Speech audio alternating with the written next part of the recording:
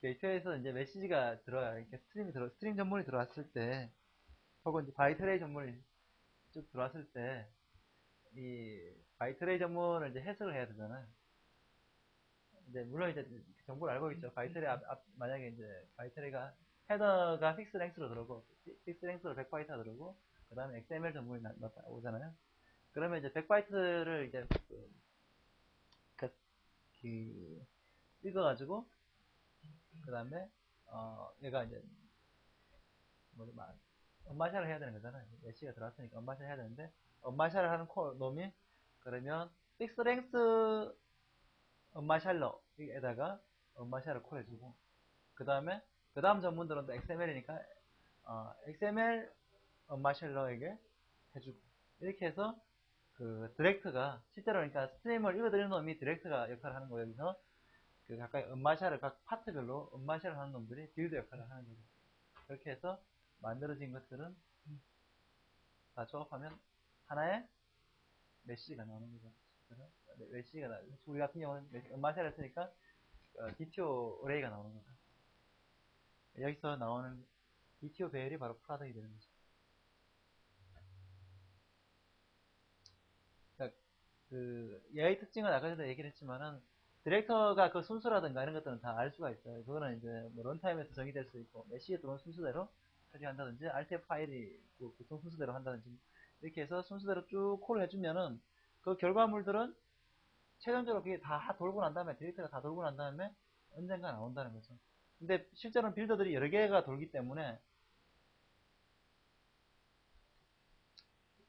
그 결과물이 뭐가 되는지는 맨 마지막에 알 수가 있다는 거죠. 그거 이제 그것을 갖고 가는 get result라는 거는 그 각 빌드별로 다를 수가 있다는 거죠. 실제로 샘플을 보도록 하죠.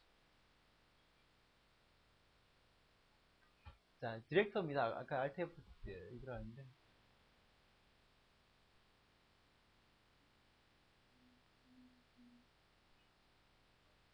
아까 전에 이제 그 얘기를 할 때 RTF 같은 경우에 뭐 워드라든가 그리고 프린터라든가 뭐 여러 가지 형태가 있다 그랬잖아요.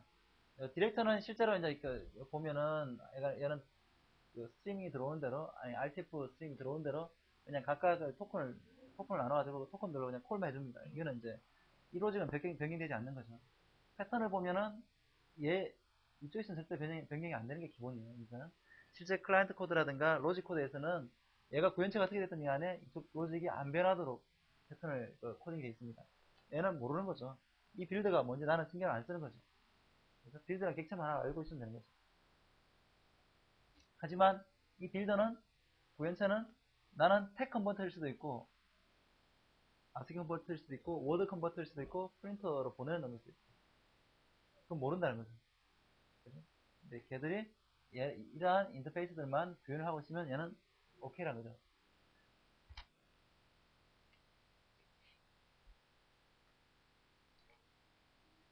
그리고 특징적인 거는 아까 전에도 얘기했지만 결과물들 이 get result들이 공통된 인터페이스를 안 쓰고 있거든요. 그러니까 물론 이제 자바하면 그냥 get result 해가지고 뭐 이렇게 get result object 뭐 이렇게 해서 뭐 공통된 걸 할 수도 있겠죠.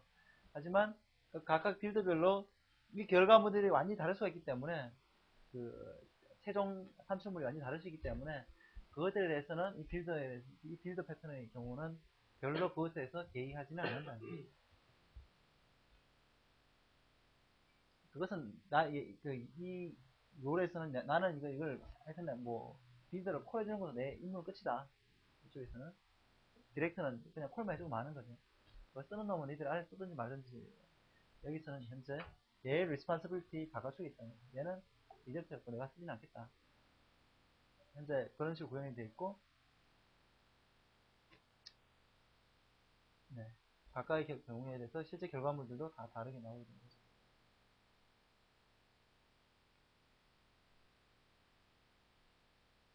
그러니까 마찬가지겠죠. 이제 이게 그러니까 마샤라는 경우랑 또 마샤라는 경우가 다른데 마샤라 하면 어차피 DTO 렉이 나오는 게 똑같은데 마샤라고 생각해 보면 똑같은 얘기 나올 텐데 여기 얘는 이제 디렉트는 그냥 DTO 렉을 받아요. DTO로 가지고 메시지를 바꾸는 임무 하잖아요. DTO로 가지고 읽어가지고 첫 번째 DTO가 어레이가 있으면 첫 번째 DTO는 픽스 랭스로 바꿔라. 픽스 랭스 마샬러에게 그 콜을 하고, 두 번째는 뭐 XML로 바꾸면 XML로 바꾸고.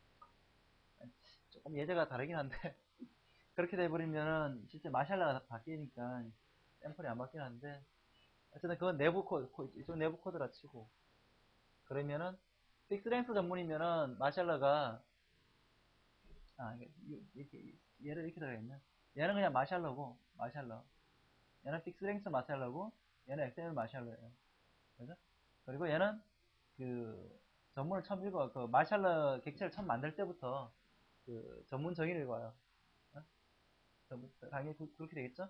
그러면 전문 객체를 만들 때 얘가 그 객체 룰을 읽어가지고 마샬할 때 픽스랭스로 마샬러를 써야 될지 XML 마샬러를 써야 될지 혹은 멀티 메시지 마샬러를 써야 될지 이걸 처음에 판단해요. 그 다음에 그러면은 이미 여기 마샬러 이미 정해져 있는 거죠. 그러면 마샬러 점 컨버터 DTO1, 컨버터 DTO2 뭐 이렇게 루프 도면 3에 있죠. 컨버터 DTO만 하면 컨버터 DTO 마샬러 점 마샬 이렇게 있구나. 그죠? 그렇게 하면은 그 결과물로 어떤 바이트 수준이 나오겠죠. XML이 나오든지 바이트리가 픽스랭스의 텍스트가 나오든지 전부가 나오게 되는 거죠.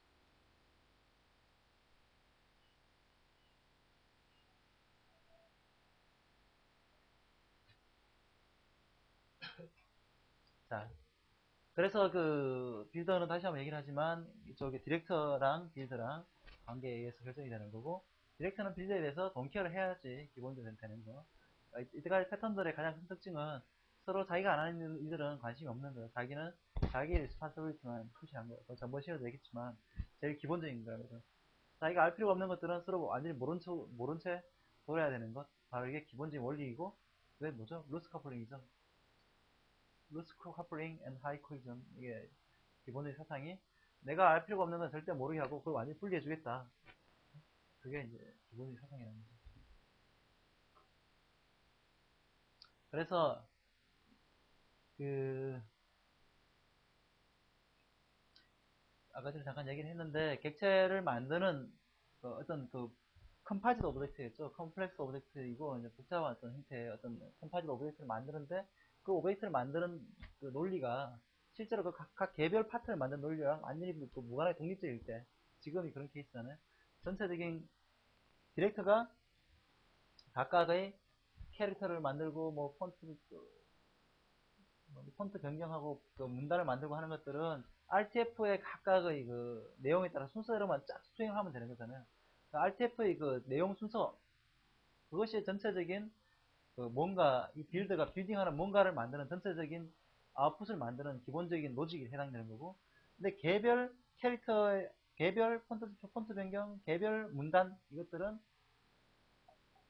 논리가 뭐 분리되어 있다는 거죠. 로직 자체가. 그런 케이스에 이 빌드 패턴을 쓸 수가 있다는 거죠.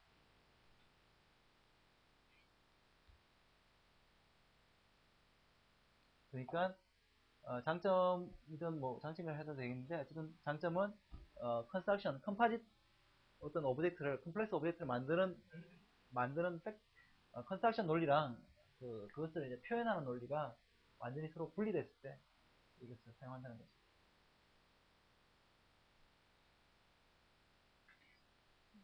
그리고 아까 전에 얘기를 했지만은 이렇게 만들어진 그 최종 산출물은,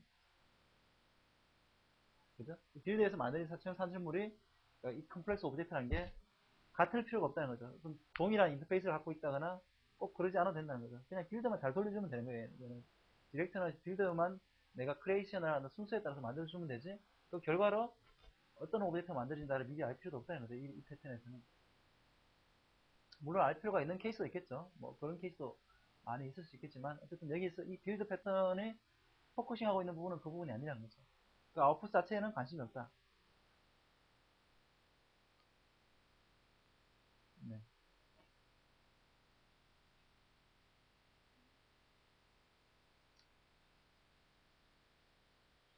네, 이제 그 오늘 다 5가지에 대해서 이제 다시 한번 더 확인을 하면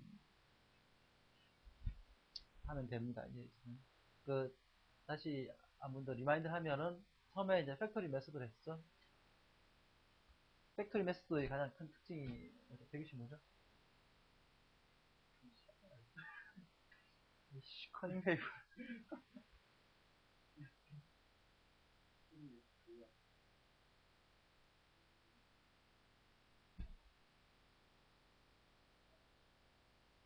일단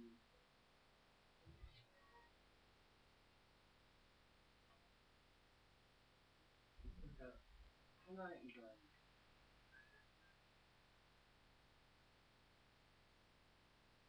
인스턴스를 가져올 때 하드 팀에서 가져오지 않는데 너무 일단 뭐야? 변경을 음 그냥 말로 하면 뭐라 할 건데.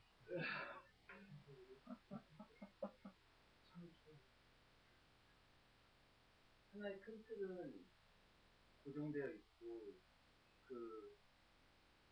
그것은 변경되는 부분을 따로 두어서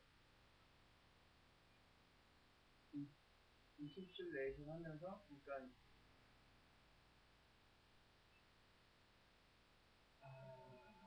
네, 일단 뭐 그러면 아무 상관이 없는 얘기였는데, 팩토리 메소드는. 홍정씨, 팩토리 메소드의 키가 뭐죠?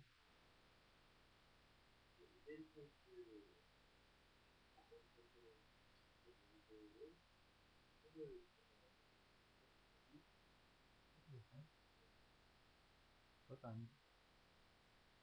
일단 팩토리 메소드 이름 자체가 가지고 있는 의미가 있잖아요. 얘는 팩토리 메소드는 이름 그대로 컨스트럭터를 대체하는 메소드라는 게 제일 키죠.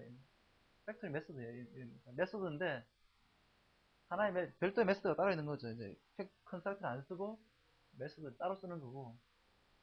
그러니까 팩토리 메소드는 이름 그 자체로 이제 충분히 자기 패턴을 표현하고 있는 건데. 그런데 왜 쓰는 거죠? 왜 컨스트럭터 안 쓰고 팩토리 메소드를 쓰는 거죠?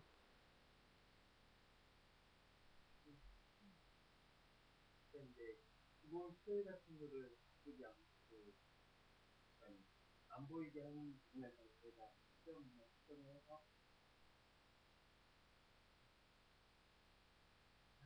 필요한 부분만 수정하는. 일단 변경되는 부분을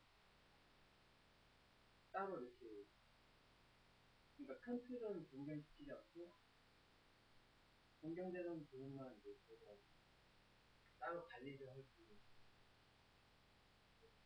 변경되는 부분이 어느 부분이죠? 그러니까 아까 예제로 보여줬지만 일단 큰 틀에서 일단 변수를 하나 만들었으면 일단 그 객체 인스턴스를 하나 만들었으면은 그 인스턴스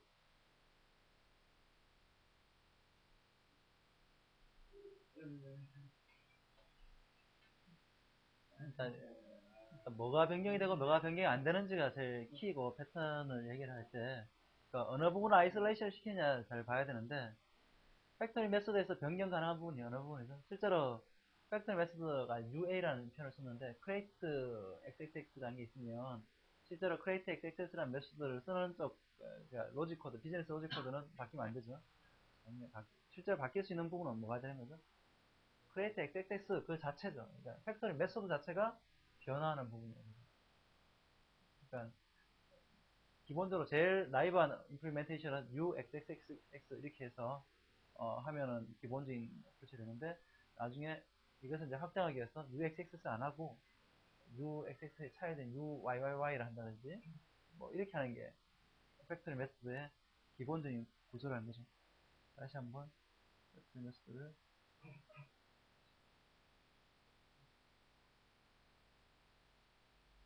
보면은 실제로 이 콘크리트 크리에이터 자체를 나중에 변경을 할 수가 있는 거예요.